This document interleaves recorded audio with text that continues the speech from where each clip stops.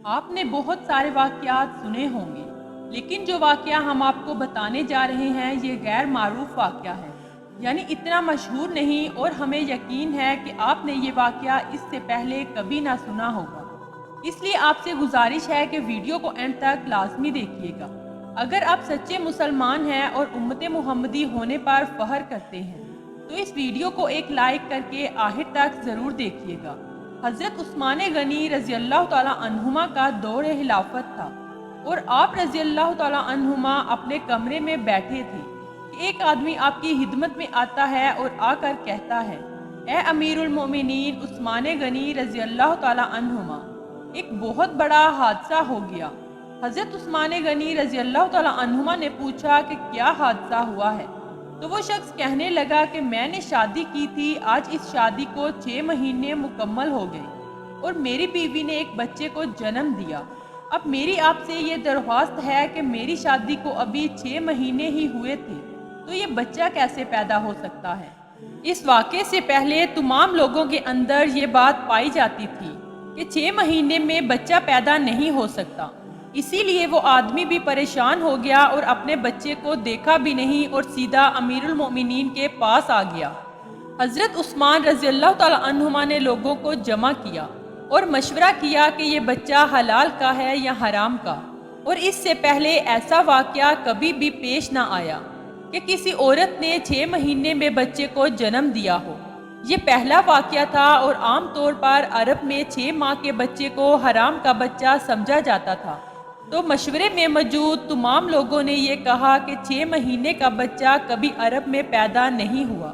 جب حضرت عثمان غنی رضی اللہ تعالیٰ عنہما نے تمام لوگوں سے مشورہ کر لیا اور حساب کتاب والوں نے سب نے یہی کہا کہ عرب کی تاریخ میں 6 مہینے کے بچے کو حرام سمجھا جاتا ہے، تو حضرت عثمان غنی رضی اللہ تعالیٰ عنہما نے حکم دیا کہ عورت کو سنسار کر دیا جائے۔ حضرت عثمان غنی رضی اللہ تعالیٰ عنہما نے حکم دے دیا کہ عورت کو ایک کھلے میدان میں زمین میں گاڑ کر رجم کا عمل شروع کر دیا جائے۔ جیسے ہی آپ نے یہ حکم دیا اور فیصلہ فرمایا تو یہ خبر آس پاس کے علاقوں میں بھی پھیل گئی۔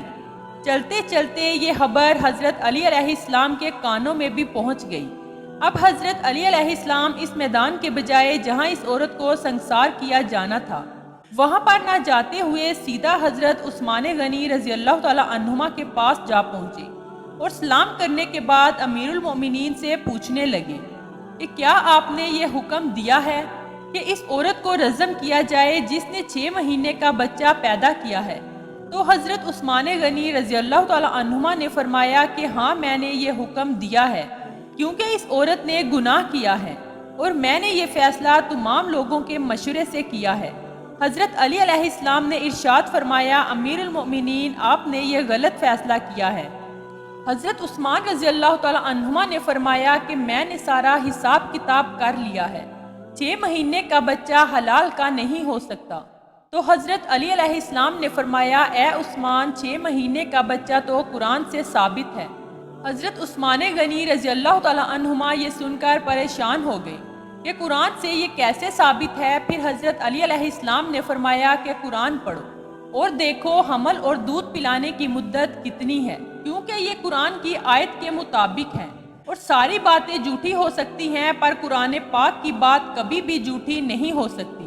حضرت عثمان غنی رضی اللہ تعالیٰ عنہما فرمانے لگے، اے علی، تم نے تو میری اصلاح کر دی۔ حضرت عثمان غنی رضی اللہ تعالیٰ عنہما نے فوراً سپاہیوں کو روانہ کیا۔ اللہ نہ کرے اگر اس عورت کو سنسار کر دیا گیا تو قیامت والے دن مجھ عثمان کا کیا بنے گا؟